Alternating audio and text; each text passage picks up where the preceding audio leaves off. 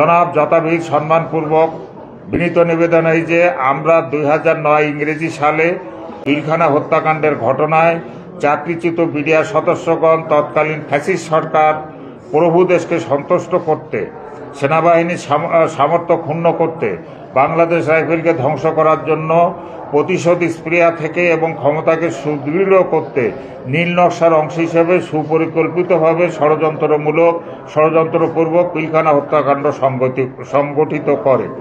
উক্ত হত্যাকাণ্ডে 57 জন সেনা কর্মকর্তা সহ 74 জন শাহাদাত বরণ করেন।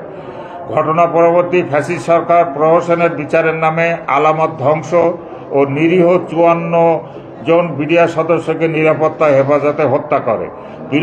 পিলখানা হত্যাকাণ্ডের ঘটনাকে তথাকথিত বিদ্রোহ সংজ্ঞায়িত করে 18,520 জন বিডিআরকে চাকরিচ্যুত সহ বিভিন্ন মেয়াদে শাস্তি প্রদান করে।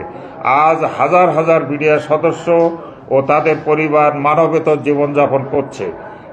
তাই আমরা মাননীয় প্রধান উপদেষ্টার কাছে নিম্নোক্ত দাবি জানাচ্ছি। 1 নম্বর, 2009 সালে 25-26 ফেব্রুয়ারি বিডিআর পিলখানা সংগঠিত সুপরিকল্পিত হত্যাকাণ্ডকে তথাকথিত বিদ্রোহ সংজ্ঞায়িত না করে পরিকল্পিত হত্যাকাণ্ড হিসেবে আখ্যায়িত করতে হবে। উক্ত ঘটনার প্রেক্ষিতে গঠিত সকল প্রহসনের বিশেষ আদালতকে নির্বাহী আদেশে বাতিল করতে হবে। 3 নম্বর, চাকরিচ্যুত সকল পদবীর বিডিআর সদস্যকে সুযোগ সুবিধা সহ চাকরিতে পুনর্বহাল করতে হবে। 4 নম্বর, হত্যাকাণ্ড মামলার মহামান্য কোর্টের বিচারকগণের রায়ের পর্যবেক্ষণ অনুযায়ী পিলখানা হত্যাকাণ্ডের ঘটনার মোটিভ উদ্ধার ও কুশীলবদের শনাক্তকল্পে স্বাধীন তদন্ত কমিটি গঠন করতে হবে।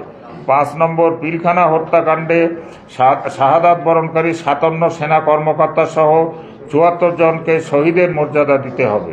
25 ফেব্রুয়ারি দিনটিকে পিলখানা ট্র্যাজেডি দিবস হিসেবে ঘোষণা করতে হবে। তারপরে 7 নম্বর, পিলখানা হত্যাকাণ্ডের ঘটনা পরবর্তী তদন্ত জিজ্ঞাসাবাদে নিরাপত্তা হেফাজতে যে সকল নিরীহ বিডিআর সদস্যদের নির্যাতনপূর্বক হত্যা করা হয়েছে তাদের তালিকা প্রকাশপূর্বক মৃত সকল পদবীর পরিবারকে ক্ষতিপূরণ সহ পুনর্বাসন করতে হবে।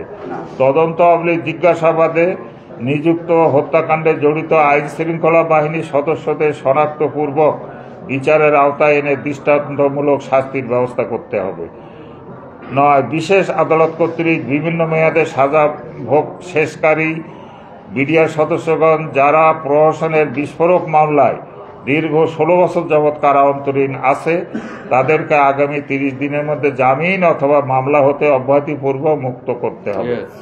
অতএব হুজুর সমীপে আকুল আবেদন, উপরোল্লিখিত বিষয়টি সদয় সুবিবেচনাপূর্বক হত্যাকাণ্ডের সুষ্ঠু তদন্ত ও চাকরিচ্যুতদের চাকরিতে পুনর্বহাল করতে একান্ত মর্জি হয়।